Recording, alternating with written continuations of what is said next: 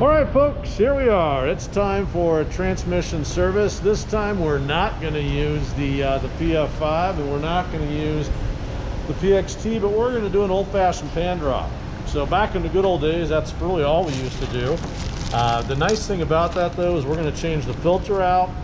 The bad thing about that is we have to go in for a little bit of surgery. So we've got a pan gasket today, and we have the filter here. We want to match that stuff up because, you know, if we didn't buy the right parts, we're going to get into this and it's going to be a bit of a mess. So I've got a real nice lap sheet for us to follow along with today too. That's going to help us out, and I'll just give you a quick little preview. If you decide to slow down your feed or pause it, you know, you can see exactly what that looks like. And the page 2 really wraps things up as we go to check fluid. So as we get started today, I got to tell you a little bit about our car so it makes sense. This car is not a running, driving vehicle. We're actually getting ready to pull the engine out of this here this week, and just happened to be here on the lift and thought, why not? We'll do a demo with it while we're at it. So to properly check automatic transmission fluid, if you're fortunate enough to have a stick like this one here, you need to have the engine running, okay? You're going to find that this particular vehicle shows plenty of fluid on there. It's not very clean. It should be kind of a pink red, as this is a GM vehicle. Should take a Dex 3 with this particular year. But we don't know if that's correct. This could be low, even though it's full, simply because the engine is not running. When the engine's running, that torque converter is full, the valve body's full, and it's going to give you a real example of, you know, need to have fluid or not. So for now, we know it's got some fluid. We're going to put the dipstick back in, and we're going to run this guy up in the air because we have a lift here, which makes life so much easier. And we're going to pull that pan off. So be ready for a bit of a mess with this. And in our particular case, we do have some new fluid to go in it. I'm not really that worried about it because this particular car is not going to be going down the road. So if you see us recycling some fluid, don't judge us. Realize you normally wouldn't do that.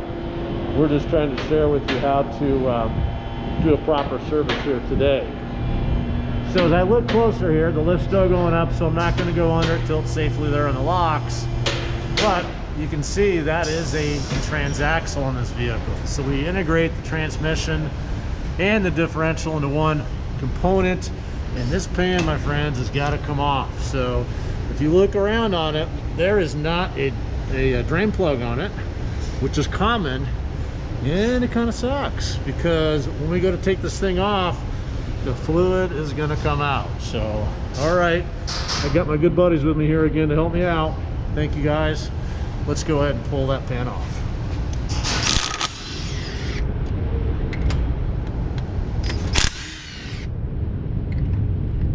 Pneumatic tools make things easy. Electric tools make them easy and quiet.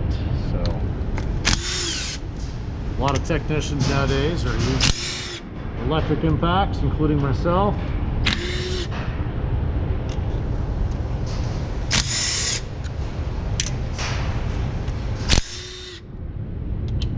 And as the fluid starts to come down, it's going to be a bit of a waterfall. So you do want to have things, whoa, yep, we got a waterfall coming, folks. It's coming down, as you can see. Try to not get my camera in that. Gives you an idea, though, what's happening here.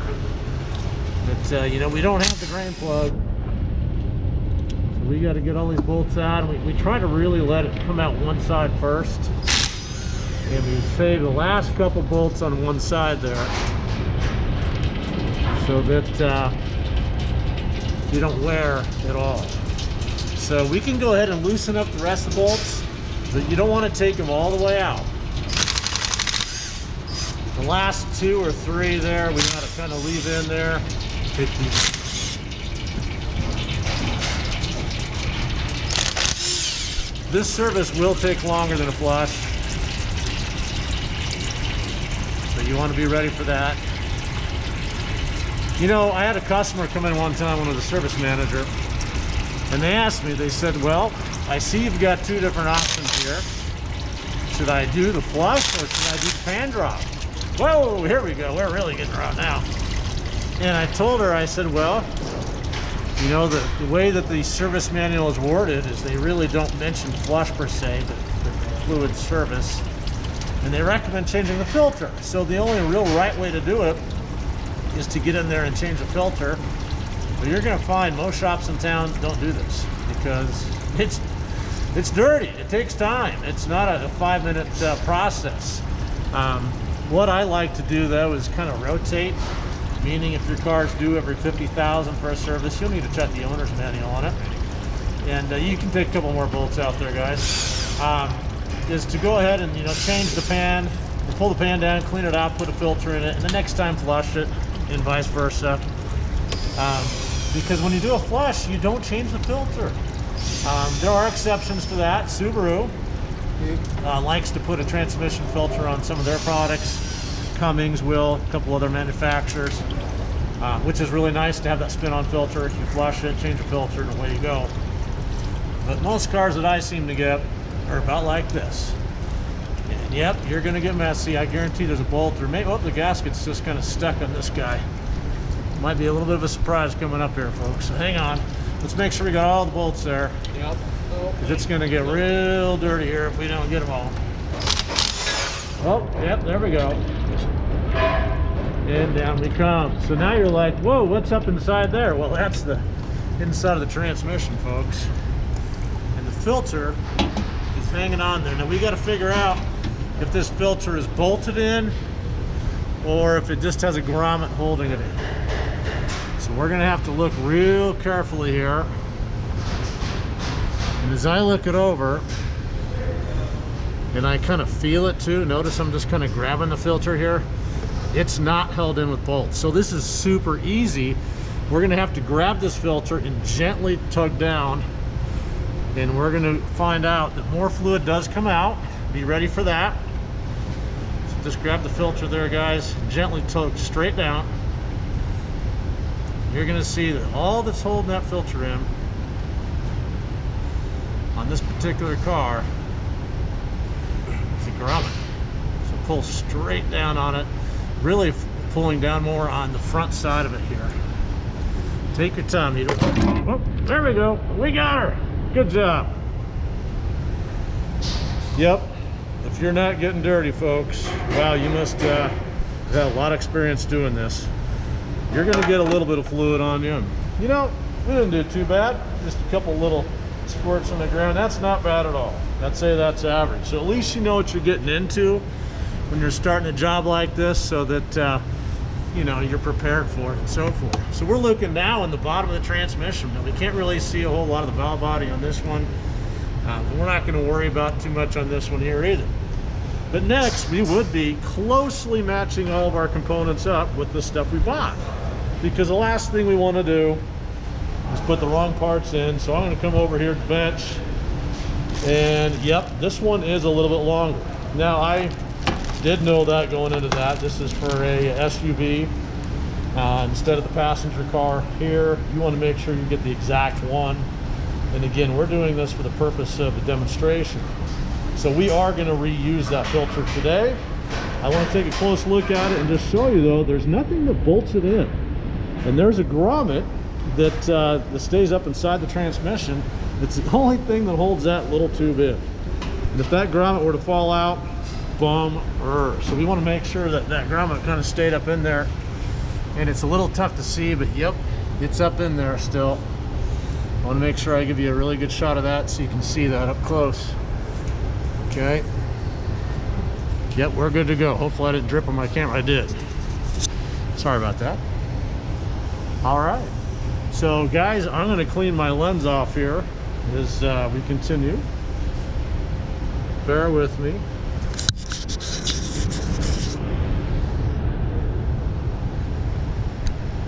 And we're good to go. All right, so let's reuse that filter, given that we're not going to put this car on the road. As you push it in there, you're going to feel a real positive clunk if you're doing it right. So you're going to go up in there, and you're going to feel, when you're pushing up, a clunk. Is that what you guys felt? Good. So the next thing is, you guys have a pretty easy gasket. This is one that's not horrible to reuse if you had to. You really shouldn't. But we're going to go ahead and we're going to lay the gasket on the pan after we clean the pan out. So you'll notice there that, you know, there's some muck there. There's some black stuff in there. Don't be alarmed by that. That's a little bit of the clutch lining material that has come off. We see that. That's normal. You could build a brand new transmission, go drive it 100 miles, and you're going to get a little bit of that in there. I don't see anything alarming in here. So we're going to grab a couple more rags, kind of wipe it up the best we possibly can. And then we're going to lay that gasket in place. And if we're having a good day here, we're going to be able to thread those bolts into, thank you. We're going to be able to thread those bolts into position there, and it'll help hold them. So you can't always do that. And in a lot of cases, you do have to kind of hold up in there and get the bolts started. So we're going to see. We're going to set the gasket right on there. Now that's a rubber gasket, so that's fine to put on wet. In fact, if you had a new gasket, I would get it damp if it's rubber. If it's cork though, you're going to use the proper sealant that's recommended by the manufacturer. And on these here, it looks like the bolts are fitting in there loose. Okay, so yep, we're going to just have to take our time on this one. And we're going to hold the pan up in position with the gasket. And we're going to work it, you know, from one side to the other. So what I mean is we're going to put a bolt in, and then maybe across on the other side, put another bolt in, and then just kind of work our way around it. We're trying to leave these bolts nice and loose, because if you get all excited and try to tighten one down, you don't need any hand tools for this. You're just trying to get it in there in a position that it'll take the bolt. And if you try to tighten it down, you're going to put it in a bind. So this takes some time. This takes some patience, because as you go, you can see there, it would have been real easy to get that gasket in a spot where it maybe didn't go in through the hole right. So this definitely involves time and patience at this point. We did not get the lucky gasket that made it super easy to thread all the bolts through to begin with. We're just going to keep working it around here. Ow, how's my head? This lift doesn't go up high enough for us, so we're all kind of crouched into the car here together. And if you hear me muffled, well, I'm wearing my mask. We're in the times of COVID here. Doing our part, staying safe.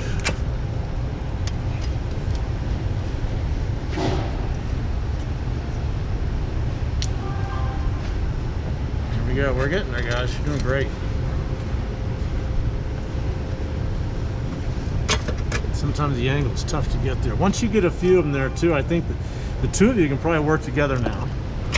You got enough bolts in there and you don't want them tight. We're going to get them all in there.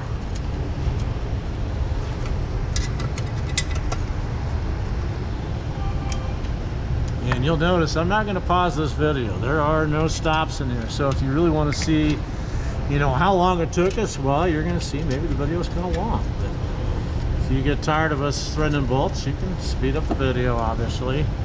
But I know that some people like to cut parts and pieces out, but then you kind of wonder, how long did it really take? You know, we're going to show you the real deal. We're not pausing for anything. Even if something goes wrong and somebody spills fluid, we're going to clean it up. We're going to keep rolling film.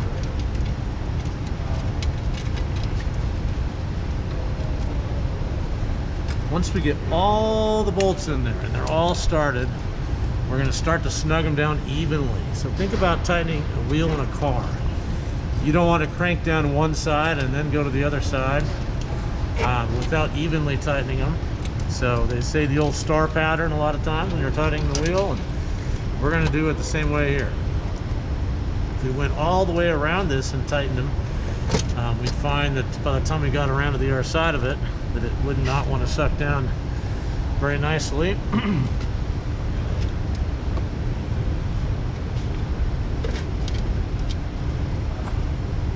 This is going pretty good, guys.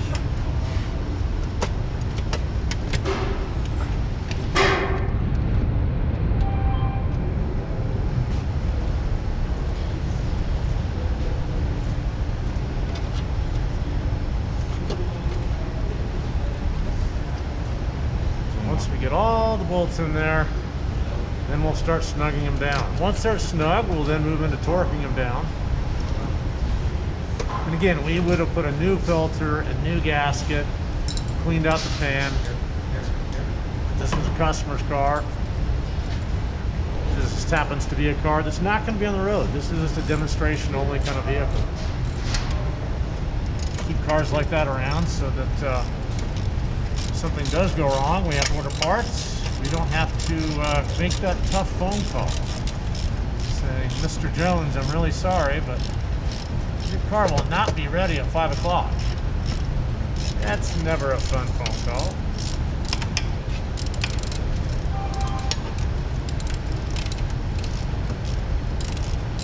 It's going to take you a little bit longer if you don't have a buddy helping you out, but not too bad, as you can see.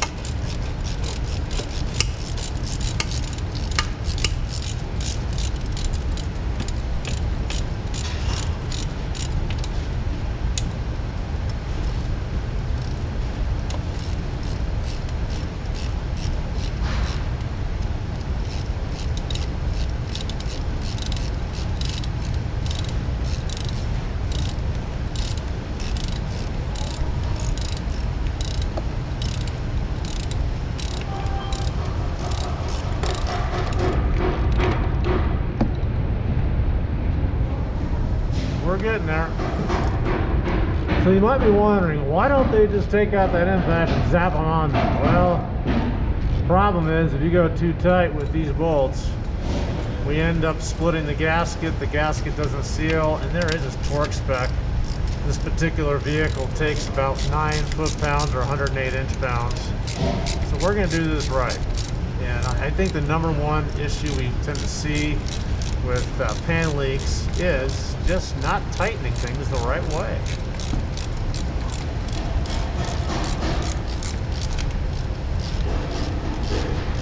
We definitely want to avoid that.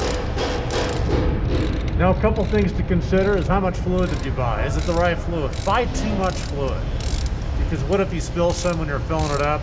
It's sure nice to have plenty.